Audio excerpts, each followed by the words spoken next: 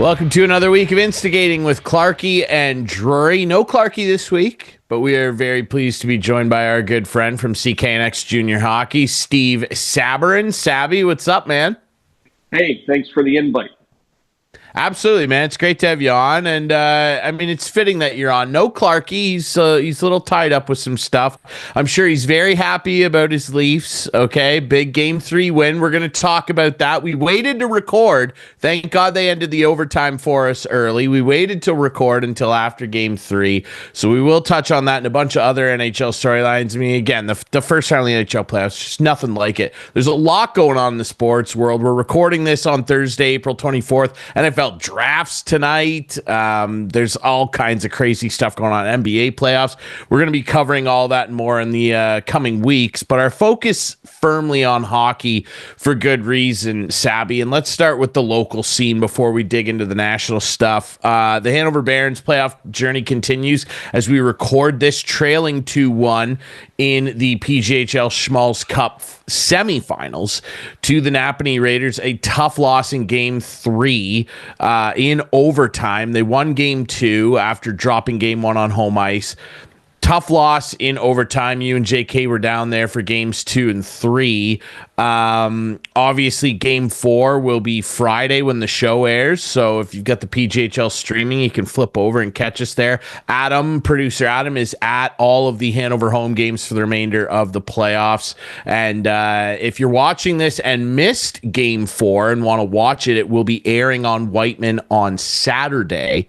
So stay tuned for that. You can catch the full action. Of course, if you're not watching, you can be listening to everything on CKNX AM 920 and CKNX.ca. Sabby, what's your read on the series so far? I mean, I was only there for Game 1, and I said after the end of the game not to panic, and I was proven right. You know, the Barons with a big-time bounce back. They suffocated the Raiders in Game 2. Game 3, a much tighter back and forth battle. At least that's how it sounded. You and JK sounded fantastic on the airwaves. It sounded like a tight one. Ultimately, what ended up, pushing the Raiders just over the line in overtime, in your opinion, in that game? Well, I think actually the key part of the game, Ryan, was in the third period. It was Hanover leading 1-0 and then took a too many men on the ice call. So the bench minor led to the power play. There was a crowd in front of the Hanover net. Hanover player fell on the puck in the crease. Penalty shot was awarded, and that's when Napanee tied it up. So that was the key point of the game. You don't take that penalty, more than likely you end up holding on for the win in that game. But with that being said, the overtime again dominated by Hanover in the early part. Sam Barrett run the puck off the crossbar. I mean, another centimeter, and it would have been lower, and it would have been in. And then a rush after that chance for Hanover. You know what they always say, good chance at one end, goal at the other. And that's kind of what happened in game number 3. Hanover really physically dominated. Once you got past that top line of Napanee, Hanover really worked the puck down low very well. They just couldn't get that second goal late in the game to create that cushion that is nice to have when you get to that point of the contest. If you go back to Game 2, that's what happened, is Hanover was able to score that second goal and keep the lead and build on that lead and ended up winning that game handily.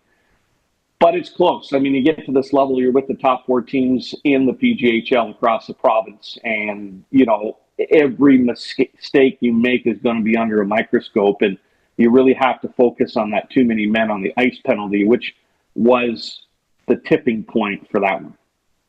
Yeah, when you get to this point in a playoff run in any sport, you're coming up against, you're not going to be coming up against lower seeds and maybe teams that you saw all year and have maybe a bit of an advantage over in terms of strategy and lineup and all that. You're right. Like, the smallest little thing can tilt the series on its head. Ultimately, though, my read on the series is still that I believe Hanover is the deeper team in terms of what they can roll out throughout the entirety of their lineup. But the high end skill on the Napanee side, particularly their D-core, which we were talking an awful lot about in game one, their leading scorer in this playoffs is one of their defenders. You know, you look at that, and I don't know that Hanover has faced a D-core with 4 or 5 guys that can all really move around and make a good first pass. But again, it's like what you just said, Steve, with the mistakes. We're into the Final Four. You're going to be coming up against the best this league has to offer. And ultimately, I believe that this Barons team can adjust to that. I'm interested to see what they can put forth in games 4 and certainly 5, hopefully more needed beyond that. Again, though, I would say I wouldn't be panicking. I mean, it was a small mistake that ended up costing them in the overtime in game 3, and a small mistake that forced it into overtime. And ultimately, I think that they're going to be just fine. But you got to have game 4. You got to have game 4. You don't want to go back there down 3-1. Yeah, it's important that they're able to get the win on home ice. But the message to the crew after the game was clearly, hey, boys, don't hang your heads. You know, this is the playoffs. This is how it's going to be played out. Nobody expected a 4 or 5 game series, right? So you're in it for the long haul and just to keep on pushing. I will point out a couple of things about this series so far. Number 1, power play penalty kill. The penalty kill of the Napanee Raiders is very, very good. The Hanover power play has not really caught any traction, and they're getting a lot of chances with the man advantage. Napanee hasn't been the tightest group when it comes to hooks and trips. They're getting caught a fair bit. So somehow that Hanover power play has to bust through. Number 2, Logan Vale. He's been a wall in the net for the Napanee Raiders. I mean, Derek Hartley's done a job for Hanover, don't get me wrong, but the number of quality chances that Hanover has had over the last couple of games has outpaced what Napanee has produced, and somehow Logan Vale is getting to the puck and making the stop. So they got to find a way to crack him on the second or third shot of an opportunity. Yeah, he'll make the first save, but then you got to get to the net. The third point, shot blocking. Both teams, amazing shot blocking. They're getting in the way of a lot of the stuff on the perimeter. No one's punching it through. In fact, Sam Barrett's crossbar ringer back in overtime was from the high slot, and it magically got through somehow. But for the most part, everything's being stopped from the perimeter. And I think that's Ryan, to your point about the Napanee defense, Hanover's letting the defense carry it up, but then just pushes everything to the side when they get in the offensive zone and has really neutralized the defensive attack. The goals that Napanee are scoring are on rushes coming in and getting close quarters for some decent shots. But those are kind of the summary points, I think, of the 3 games so far. Yeah, and I mean, Hanover, you know, we've talked all playoffs, at least I have every time I'm on the broadcast. I feel like I'm on a broken record. Hanover's forecheck, like, it's just so good. Like, it's the best in the league, in my opinion. You know, I'm still waiting to see a team that can forecheck as consistently good as they can. And at times, though, they can get feeling a little too good about the forecheck and get a little overzealous and get caught down low for those rush chances the other way. We saw that in the Aurelia series, mostly in game 1, because Hanover, you know, to Aurelia's credit, like, Hanover dominated the rest of that series. They played an extremely sloppy game in game 1. Not to take anything away from that Terriers team, who were a really fun opponent to watch and had a ton of skill, but that's where Hanover can get caught sometimes, is those rush chances. But when their forecheck is rumbling along responsibly, guys are able to be in good positions to back check and take away that neutral zone. no one does a better job along the walls and taking away the middle of the ice defensively and in the neutral zone. And that forecheck, when it's on, it's just rumbling. And like you can even see at times, like Napanee, as good and mobile as this D-core is, they are having trouble with it. And ultimately, I think that Hanover just needs to stick to what they're doing. You know, I said to you guys, I had JK laugh, and he told me you wouldn't remember the saying. I had you guys laughing after game one with a little idiom from the great Bob Dylan, when I said, you don't need a weatherman to tell you which way the wind blows. And basically what I meant by that was, you know, and for the fans, like, we're at a stage of the playoffs now where we know what these teams are about. That saying basically just means you don't need us to tell you how good these guys are. Like, it's at a stage now where we're as much of a fan as we are broadcasters at this stage, because we're caught up in how good the hockey is. Not that it hasn't been good all playoffs, but you're at that final stage where, like, there's a light at the end of the tunnel called the Schmalz Cup, and all four of these teams can smell it. And the level of competition, like, look, we've covered the league for a long time. You much for double the amount of time I've covered it, Sabby. Like, if you live in a town that has a junior C team, let alone a junior B team, like, you got to go check this out. Like, the hockey that's being played is absolutely outrageous. Well, and you look at the you know, how these teams are built. I mean, the caliber of players that are there, most of them could be playing at a junior B level or higher. Heck, two of the Barons were with the Tier 2 Junior A champions last year in Collingwood. So it's Mark McIntosh and Sam Bear. So the quality of the players that are there, they've whittled their way to the top, and you're down to the final four. I will say this about your comment about working the puck down low. And I think that's where the series is going to be run. There has to be more garbage goals. You know, throw it to the front of the net from the side. Let it hit a skate, a leg, a body, an opponent's stick, or whatever. Get some sort of deflection in front of the goaltender. And that's where you're going to have success. Again, you can pound the puck from the perimeter, you know, all series long. But first of all, you got to get it through. And again, the shot blocking has been incredible. Number two, these two goaltenders should not be letting in a shot from the outside. Like, if they see it, they're going to be able to stop it. So they got to get some sort of deflection and down low work to take control of the series.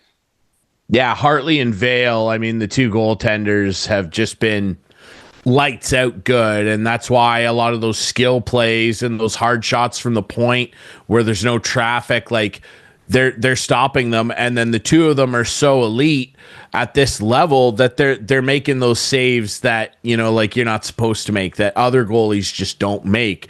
They come up with 3 or 4 10-bellers every game that keep your team in a good position and momentum turning your way. And, you know, I think that there's something to be said for that too, obviously, where it allows your team to not be as afraid to try things and make a mistake because you've got that guy back there. But I agree. I think that this series is going to be one in the trenches. It's not going to be a track meet, and it hasn't been. There's lots of speed out there. I mean, these guys can fly. I mean, the skating ability has been unbelievable, but it's at this stage of the game, it's trench warfare, and that's been a lot of fun to watch, and nobody's backing down. Remember, you can catch every single second of the remainder of the Hanover Barons season. We hope it's a lengthy one. You know, there's only one more step after this one, potentially. All of it on CKNX AM 920, CKNX.ca, and all of the home games will be broadcast on Whiteman as well. Producer Adam, we're going to see him at the rink quite a bit. Another great local story that's going on, though, and unfortunately, you know, the show airs on Fridays, so we're not going to be able to update on what goes down potentially in the semifinal. But how about the Minto 81s, the Minto Express just rolling along into the Allan Cup? And it's historical what this group is doing, Steve. I mean, look, they go back to back in their league this year, the first being the Ontario Elite Hockey League, but they go back to back league championships. And then they head off to the Allan Cup and they become the first AA senior team to win a game at the Allan Cup, which is absolutely incredible that this tiny little community gathered up of a bunch of guys that have played hockey around this area forever and ever is doing this. And Friday night is the semifinal at the Allan Cup, and it's just bonkers that this team is doing this. We had Caleb Warren and Stevie Gibson on last week. I did say to them, if they win and bring the Allan Cup back, this show is doing a full-scale party episode with them. We're going to be doing the show on location in Palmerston. But it's amazing what's going on with local hockey here. Yeah, and you know what? To go into your first game and outscore your opponent by scoring 7 goals, 4 of them courtesy of Garrett Mears, is great. And then who better to get the go-ahead goal in their second game in the round robin, Caleb Warren, to put the team up to win 3-2. But, you know, you look at not only the type of skilled player that is on this Minto team, but the character players that are on this team. And we've seen a few of them excel at their level in the past, and that just carries forward. And, you know, when you get a nucleus as, you know, tight-knit as this Minto team, you know, good things can happen. And they have a chance to win this tournament. Make no doubt about it. You're not playing a best-of-7 series. You're not traveling all over the place. It's a tournament format. Great. So they have an opportunity here, and they've had guys who won. Wiley Burkett, who won a Sutherland Cup with Liskowel last year, got called up to play with this team, and he contributed in the tournament so far. So, I mean, it's no surprise that they're competing the way they are. And now the trick is everybody knows who they are coming in. There's going to be no shock value or no surprise, right? So it'll be time to put on the work boots for them in the semifinal. Absolutely, and wishing them the very best. You know, I would love to see an Allan Cup come back to the region. We've had Sutherland Cups. You know, back in the day, we've had Schmalz Cups in the area too. Not since the early 90s, but those have been around. Sutherland's, by the way, got to mention too, you know, the Sutherland Cup journey, the revenge tour continues for the St. Mary's Lincolns as well. So, I mean, there's a lot of exciting hockey stuff going on in Midwestern Ontario. And the 81s, like I said, you know, viewers and listeners of this show, if they win, we're going to be doing a full-on breakdown with the guys with the cup. It'll be a lot of fun if that happens, and we're definitely hoping for that. Steve, if you're good, we'd maybe take a break here and transition into some of the wild stuff going on in the NHL playoffs too. Just before we get there, want to give a shout out to Bobby Raymond, who is a former Owen Sound Grey, and he is playing in Erste Liga out there, and actually got with Romania, I believe, winning their league championship over in Europe. So congratulations to Bobby Raymond of Lucknow. One of the greatest people I've ever met in the sporting world in my young career, and he was fantastic as the captain of the Owen Sound Greys, and he's made his way over to Europe to play hockey. So they won their league championship this season. He's gonna have to change his name to Bobby Romania. That's pretty impressive stuff, man. Hey, like I said, the hockey tradition in this area runs deep, and it continues to, even across the ocean.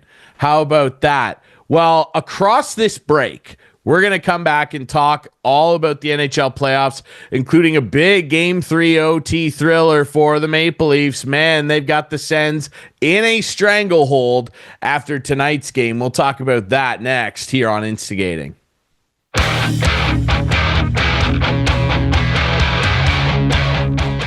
Welcome back to Instigating with Clarkie and Drury. Ryan Drury here, still joined by our good friend from CKNX JR Hockey, Mr. Steve Sabourin. Remember, you can listen to and catch all of the Hanover Barons playoff remaining action on CKNX AM 920, CKNX.ca. Sabby, we now turn our attention to the National Hockey League, and the playoffs, man, when they roll around, it's always kind of like, people are always hockey fans complain about their sport more than anybody else, I think. And it's always like, the playoffs, I wish they'd go to 1 versus 8. I wish they'd do this. I wish they'd do that. And then it starts every year and we're all like, oh my God, this is awesome. And it has been. And let's start with the topic du jour. We have to, in Clarkie's stead, we'll talk about his Maple Leafs off the hop here. 3-0 stranglehold. I mean, the Sens made it interesting more so in Game 2, I would say. I actually felt they had a better opportunity to potentially win Game 2 when it went to overtime. Game 3, which we saw tonight, the night we're recording this Thursday, I didn't think the Sens were very good at all, and I thought that they had a good first 10 minutes. They were physically abusing the Leafs. They were causing turnovers, couldn't get anything going. Brady Tkachuk rescues them with a third period goal that kind of ticks off Carlos' stick. A goal, really the first goal I've seen Stolarz let in all series where I went, oh, geez, he'd probably like that one back. But ultimately, like late in the third and in that very brief overtime, I said to you, I'll read the text for everybody right before the overtime winner by Simon Benoit. And that's the great thing about NHL playoffs too. You love like watching the unsung heroes score one. This is the text I sent to Sabby before the goal went in.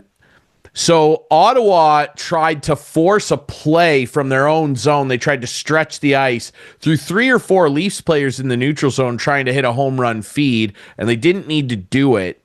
And it ended up coming back in the zone, and Ullmark made a save off Domi, the Game 2 OT hero, setting up an offensive zone draw. The Leafs won clean back to Benoit. He snipes and scores. When right before that faceoff, I texted Steve Sabourin, who's right here with us.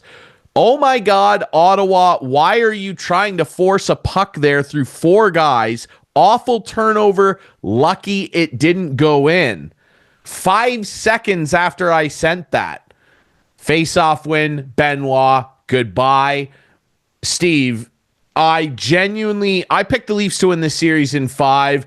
They could easily sweep this series. Your response text said Ottawa is stunned. They are. You could hear a pin drop in there, bar the Leafs fans that did get in the building. Man, I just don't. And I'm saying this about a Leafs team that are career choke artists. I don't see any way back for Ottawa. I just don't. No, and I think what you saw, in Game 3, was an experienced playoff team versus a team who, hey, we're here. Because you're right, Ottawa for the first 10 minutes, played the physical game, but the Leafs absorbed that. Like, they absorbed the hits. They gave a few shots back. They didn't panic. They didn't really make any super bad turnovers. They were able to get the puck out under duress. And they were chippy when they needed to be. So it's just one of those things where, you've had a team that has made the playoffs consistently and who this year truly believed going in that they could get by the first round. Like, they didn't have to face a Florida or a Boston coming in. They finished in first, which gave them a wild card team, as opposed to that sandwich game with Florida or Tampa Bay. So, I'm sure Ottawa will be coming out gunning in Game 4, no doubt about it, on Saturday night. But the Leafs are just too much in the zone, and I think they'll take it Saturday night. It's it's not just a skill thing either. Like, the Leafs give Brad Treliving a lot of credit for this. And I know we're saying, I know there's some Leaf fans right now for sure that are probably watching or listening to this and going like, guys, the series isn't over. Don't do this. Like, they're emotionally scarred, and I understand. But I genuinely just do not see how Ottawa gets back in this series, because what would you say? Like, oh, Allmark needs to be better? Yeah, of course he does. This guy, he's lost, as we record this, he's lost 6 straight playoff games. This guy gets in the playoffs and he is disgusting. Like, and he had a pretty up and down year in Ottawa this year. Like, he'd go on good runs, he'd get hurt, he'd have a slump, he'd get hurt, come back, play good. His playoff, like, he better screw his head on straight here pretty soon. Because, like, yeah, you got a Vezina trophy. That's great. When the games count, this guy cannot get it done. And look, it's not to blame him. You know, it's not just solely him. But, I mean, in terms of what you'd say, like, how they get back in this series, yeah, he'd need to be way, way better. And he was pretty good through 40 minutes. I mean, you look at what he did. I mean, in Game 3, he stopped Nylander on a breakaway, and whose fault is it that Nylander's in behind 4 Ottawa players? Like, nobody saw him, and so. But that's the thing is, at this point in this snapshot of time, Toronto's lineup is just too deep, and they've been to this point just too many times, and it looks like they're finally using their heads and showing some sandpaper when it's needed. So that's kind of the situation they're in. I mean, it's great that Ottawa got in, and the cities have. My daughter lives in Ottawa. It's a zoo. Yeah, yep. And that's fantastic. But Toronto's just been there many more times, and they seem to be on a mission right now. They're healthy too, and also, like I said with Treliving, like, you're looking at the guys that they brought in that do those little things. Like, I know a lot of people down the stretch were like, how come we traded a first-round pick for Scott Laughton? Tonight, Game 3, if not even the first 2 games too, tonight you saw why you trade a first-round pick for a guy. Because people go, oh, you can't trade. You trade a first-round pick, people think, oh, it's the guy we get in return better be a 70-point player. And sometimes that's not really the case. Like, those guys that are big point producers generally cost more than that, and they generally cost real assets. A first-round pick for what Scott Laughton is bringing to this lineup right now, perfectly acceptable price. Like, what he's doing out there, physically winning draws. That's the other thing. Game 2 and 3 in particular, Ottawa's getting caved in the face-off dot. Like, Toronto centers are abusing them. And you look at Ottawa's guys, and they're in a position right now where the Leafs guys have found themselves for 9 years. Until this series, the core 4, I saw the stat on Sportsnet, I'm sure you saw it too. The core 4 in 7 games against the Bruins last year scored 6 goals and 12 points between the 4 of them in 7 games. They've got 18 points and I think 9 goals between them through 3 games now. Like, the Leafs are doing exactly what you'd expect of a division winner versus a wild card team. They are taking their feet and stamping down on Ottawa's head. And I just don't, this is a big brother, little brother wrestling match. I just don't know what Ottawa can realistically do if the Leafs keep playing like this. And, you know, not only are their top 4 producing, but the spotlight's also being swung to that secondary scoring. Max Domi scores the OT winner in Game 2. Matthew Nyes picks up a big goal tonight on a little backhand through the crease that hits a stick and goes in. You know, those quote-unquote garbage goals that you need to win. So, I mean, they're doing the job. The defense is playing defense. Nobody's expecting Morgan Rielly to score 20 points in a series. Like, and then you got, like, Benoit, who has played great and is chippy in front of his own net, keeping everybody at bay. And, that's what you need. Get by this series, and then the test begins, because you're going to come up to a much tougher team in either Florida, Tampa. I picked Florida to win that series. Plus, I got 3 Panthers in my pool. So they can't look too far ahead. Get through this one, of course. And, kudos to Berube too, right? I think they have a coach that's focused them on what needs to be done. And he's keeping everybody in that tunnel and telling them to, hey, you got to keep the foot on the gas. Don't ever stop. And on that note, before we transition to some of the other series, you set up the one we should talk about next, actually, the Battle of Florida. On that note, Game 1, the Leafs opened the scoring, and you saw that clip of Mark Savard and Lane Lambert freaking out on the back, and Berube's like, "Shut up!" He was like, "Don't," because the Chief, he's been there and done that. He's won a cup behind the bench. He recognizes, and it's just, such a great hire. He's not willing to blink and give these guys cookies for anything that he doesn't see as significant. And the only thing that he sees as significant is the Stanley Cup. So he's like, why are you guys freaking out about a goal in Game 1? Let the players be excited. We all need to shut up and not think we accomplished anything for winning one game, which I like.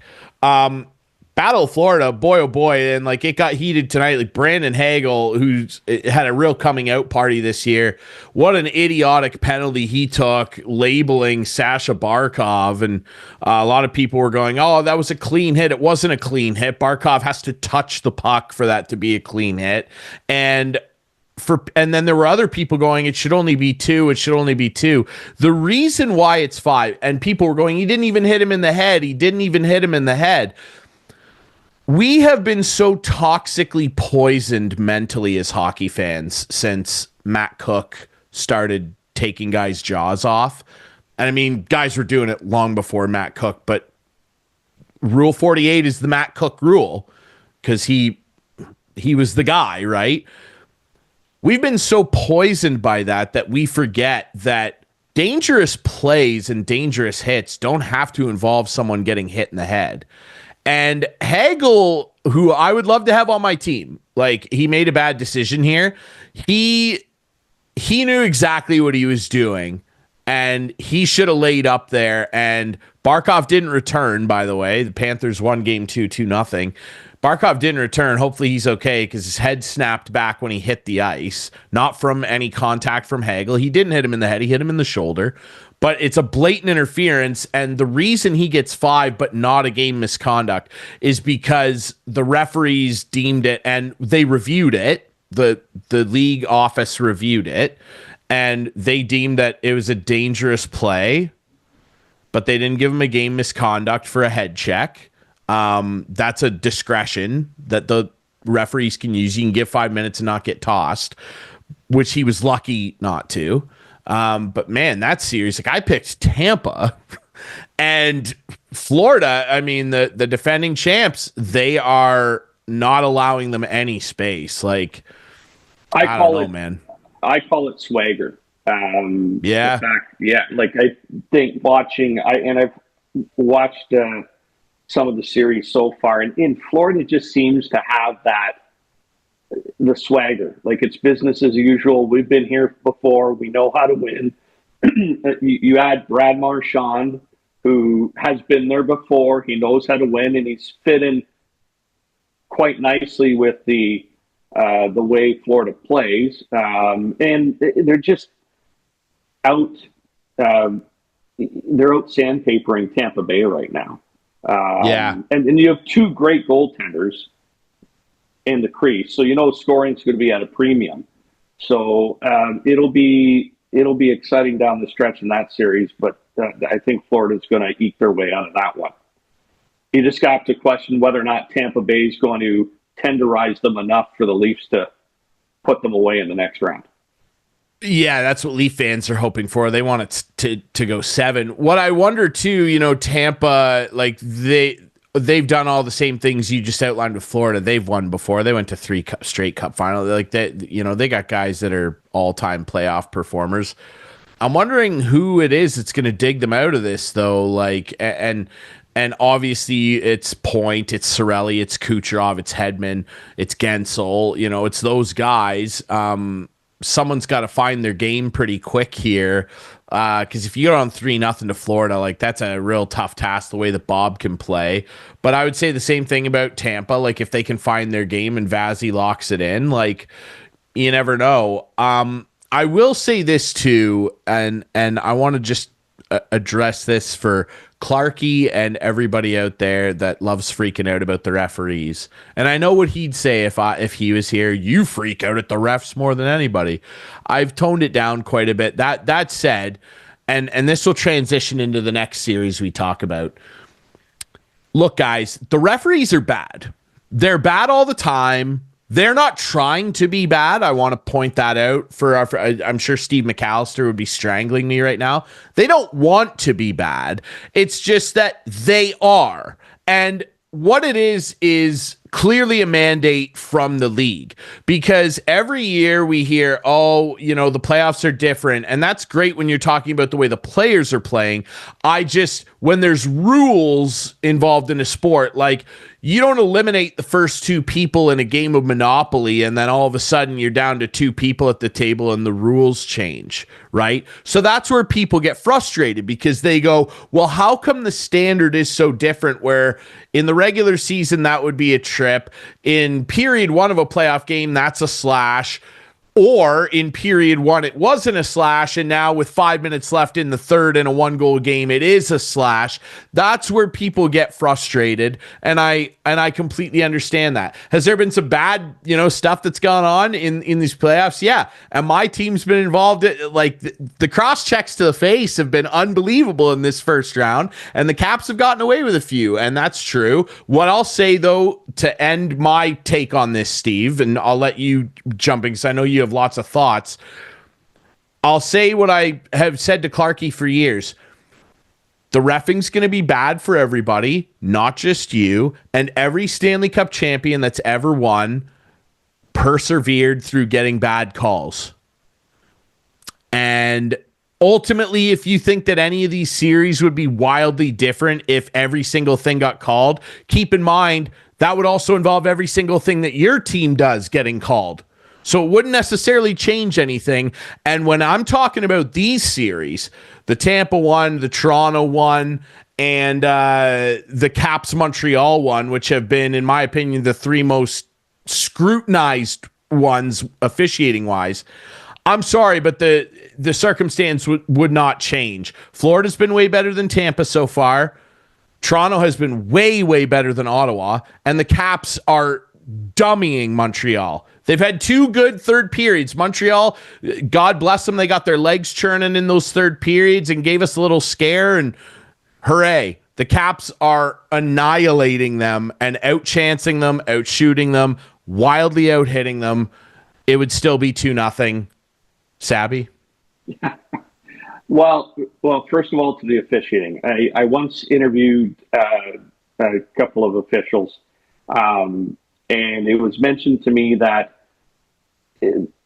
they're just there to call penalties and put people in the box or whatever. Their job is to manage the game, to try to keep the flow going as much as possible.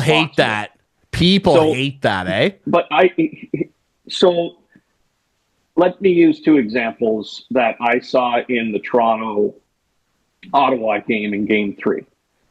Toronto was up on a power play. Knies is at the side of the net and went to go to try to get a puck in the corner and was clearly hooked down. Like it was a hook.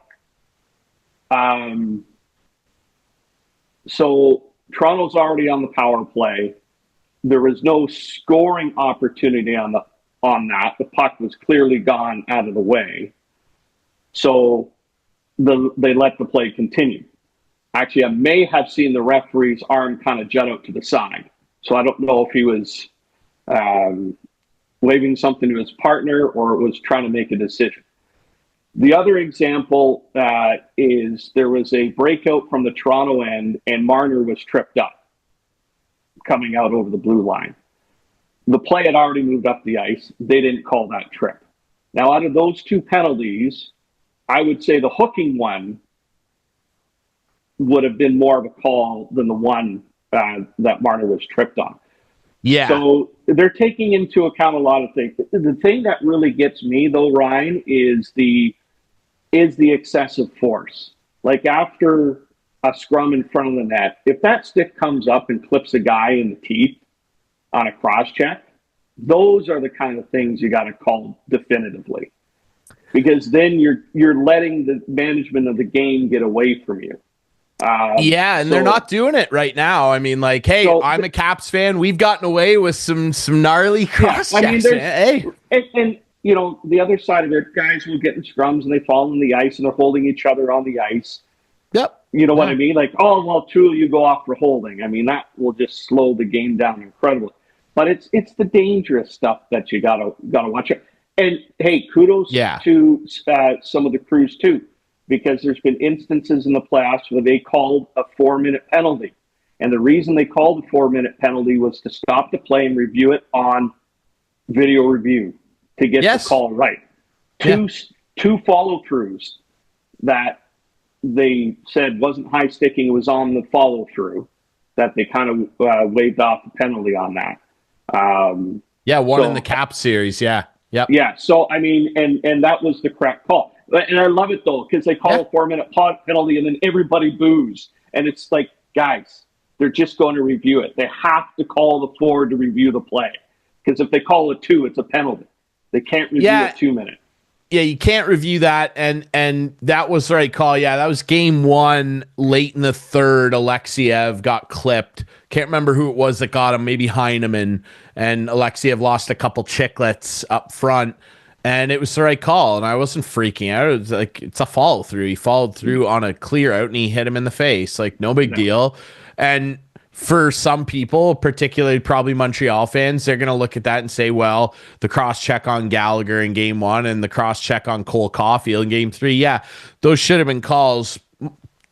I understand. Look, in game 2, I could look at somebody who was having that argument and say, how about during the power play that Washington didn't score on, and John Carlson got slew-footed by Josh Anderson? That's one of the best defensemen that's one of the best defensemen in the league, and he got slew-footed. That should have been an automatic 5-on-3.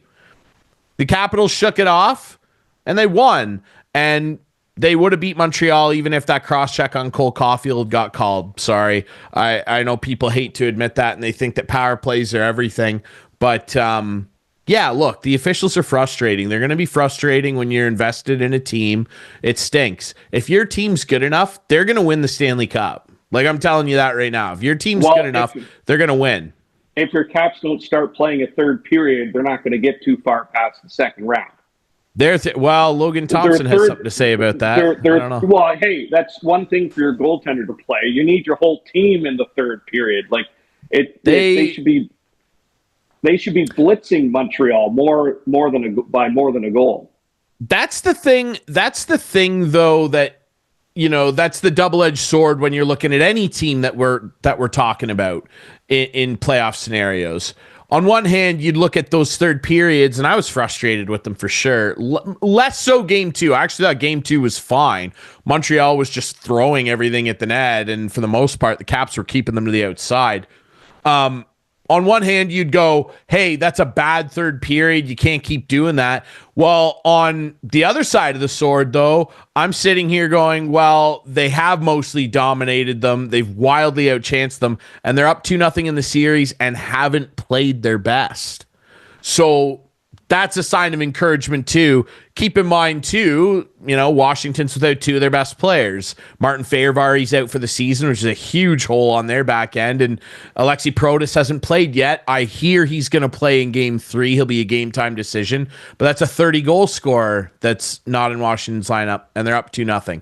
And you could say that for Toronto, if you're sitting there going, well, you can't now, they're up 3-0. But I mean, if they had lost game 3, you'd sit there and go, well, we didn't really play that well or whatever. You could pick out little details and we should have got this call. We're up 2-1 still. So it's a double-edged sword, right? Let's quickly touch on a couple of the other series as well. One that's like the Winnipeg St. Louis one, has, I think, been the most physical series so far. It's unbelievable watching these two teams launch each other out of cannonballs and just run into each. It looks like a car crash every night. It's unbelievable. The most compelling series, I think, so far has, for many, many reasons, of which we'll talk about the rest of this show. Dallas, Colorado has been as advertised. It's fast, it's wide open, then it switches into being a slugfest, physical, nasty, great goaltending, great players making great plays. Tyler Seguin with a big OT winner the other night. Sorry to mention that, producer Adam. I still think Colorado's got it. I picked Dallas to win the cup, by the way. But man, that series has just been electric. I don't know if there's any other stuff you want to touch on, Steve, like playoff wise, some of the other stuff that sticks out to you. Yeah, no, Dallas, Colorado could easily be the Western Conference Final in the first round. Yeah. It's been I have caught some of the LA Edmonton series. You take my Edmonton hasn't open. You know what? And you know, it's I mean, LA looks like they're on a mission. I mean, they've been bounced by Edmonton, the last couple of seasons. 3 straight years. Yeah, and they are just dialed in. You look at the eyes of like Quentin Byfield, Drew Doughty, Kopitar, you know, some of the guys in there. Like they remind me of the Kings when they're playing the Chicago Blackhawks when they won the Stanley Cup back in the day. They just seem to be in unison. Everything from blocking shots to keeping, you know, the top dogs of the Oilers to the outside to the transition game on a turnover. Edmonton's defense looks scattered and lost, and really relying too much on their two big guns to try to set them up. So, you know, if Edmonton can't win Game 3 at home, they're in big trouble. Yeah, that's the other one I wanted to touch on too. Man, the Oilers, like, they're banged up. They're not healthy. You can tell Ekholm not being out there is like really rough on them, particularly on a guy like Evan Bouchard, who's not a great defender to begin with. Like, does amazing things out there, and the power play can sizzle, but Ekholm really does a lot for him. Stuart Skinner is a man lost in the bush right now. Like, he's in Thunder Bay somewhere, buried in the bush, man. Like, I don't know what that dude is up to, what's going on with him. He had a great playoff run last year. I don't know. I personally, I'd throw Pickard in there in Game 3 because he's been so poor. Like, give LA all the credit in the world. I mean, especially the 6-2 game. They're just roughhousing Edmonton. That said, like, there's some goals that are occurring that are leaky that maybe if that save happens, it's still a 2-goal game, or you keep it within 1, and they're just not happening. I think they got to turn to Pickard just for a different look, because you don't have time to guess. Like, well, maybe Game 3 he'll get it together. You don't have time for that if you're Chris Knobloch. I'll say this too, and he gets picked on a lot, and I feel bad because I love the guy. He was a great junior player. His sister's an all-timer, or his cousin rather, I believe, Sarah. Darnell Nurse, I know he's an easy target out there, and when things go wrong for Edmonton, he's their Marner. Like, he eats a lot of crap out there. but he also does make $9 million. Like, and what he's bringing to the sheet right now. And again, I'm not telling anybody I'm not revealing some big mystery here, but you need guys like that to not be playing like this. Like, he's getting caved in his own zone. And that's just eye test stuff. If you look at the analytics too, it's not friendly for him right now. And obviously they're not losing solely because of Darnell Nurse or Stuart Skinner or Jeff Skinner or many of those other guys. But I think that people will rightly have a leg to stand on in terms of having a good hard look up at the press box at Stan Bowman and going, what exactly were you trying to put together here? Because this did not work out well. But if you look at again, just the way these games so far, and you look at the way LA breaks out of their zone, it's in unison. They're almost like a Spartan line. Everybody knows where they need to be at what point in time and where the puck is going. Edmonton is, hey, give it to McDavid, give it to Bouchard, give it to a guy who will carry it in deep for us, and then we'll catch up. Like, there doesn't seem to be any rhyme or reason. It's very scattered. And all LA has to do is swarm the puck carrier, knock them off the puck, and they go the other way. It just seems that easy for LA. Yeah, it really does. And they conversely are getting great performances out of everybody. Darcy Kemper's revived his career. Nice to see trades like that, where it works out really well on both sides. Like, Kemper from Washington revives his career. Dubois, lost cause, unbelievably effective player for Washington. But then if people who go to bed early after Eastern Conference games aren't familiar with what Adrian Kempe's been up to the last couple of years, that kid, you talk about an unsung hero out there. He is playing out of his mind. Like, what a weapon he is. And people that are staying up late and watching these LA games, you can't avoid seeing him. He's on the highlights. Got 3 goals, for God's sake. He's been unbelievable. And Kuzmenko, the dusty old toy that got tossed around the league this year, he's effective for them. They utilize his skill set on the power play, and that's all they need out of him. They don't need him to go out there and defend. He's not gonna, and they know that. LA's playing you talk about the teams. Toronto and LA are dominating their series more than any other team is so far. Toronto and LA are dominating their series. Washington would be a close third. I would push Washington in there for sure. There's just those third periods take them down a notch for me below the other two. Yeah, I will say that watch out for Minnesota. They could be a sleeper. Jeez. Definitely not what you'd expect. Again, Vegas finishing, a little higher in the standings, and with all the skill they have and the experience that they have. Division winner too. Yeah, I still think Vegas will eke out,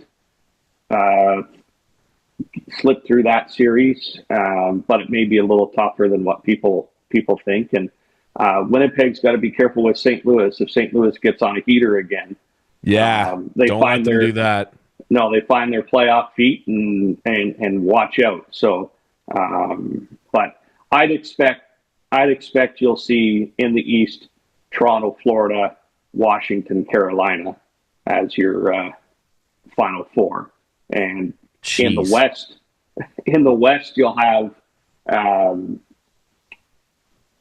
Colorado, Winnipeg, Las Vegas, and I hate to say it, but the Kings. Yeah, it looks that way. Just based on play. Yeah, for sure. It's been interesting. All right, we'll take a quick break, come back, wrap things up with the Couch Potatoes here on Instigating.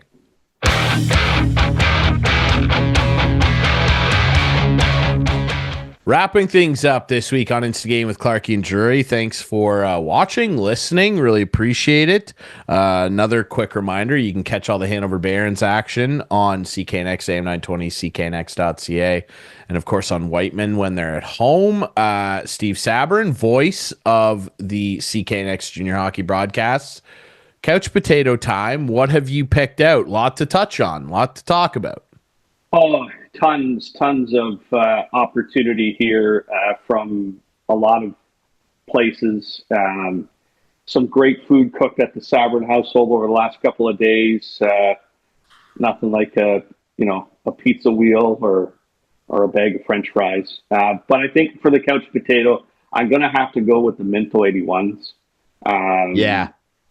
Showing up at the Allan Cup, buckling down, winning 7-5 and 3-2 to advance to the semifinals. An amazing appearance.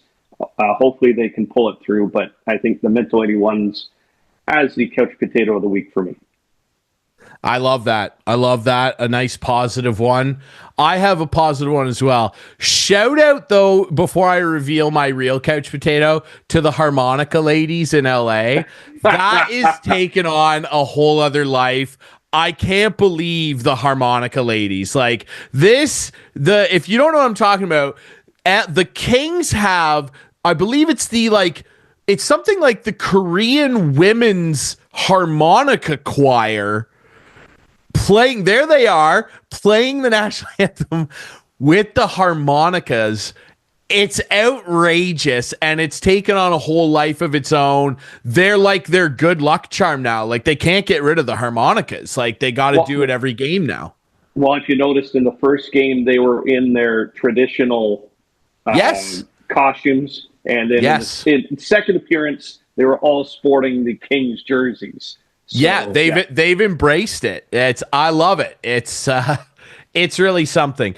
But my real couch potato, because it's a weird one, but they're embracing it, and that's their thing. And there you go. Shout out to, there they are, the harmonica ladies. One last look. But my real couch potato, and producer Adam will be happy. How could it not be Gabriel Landeskog?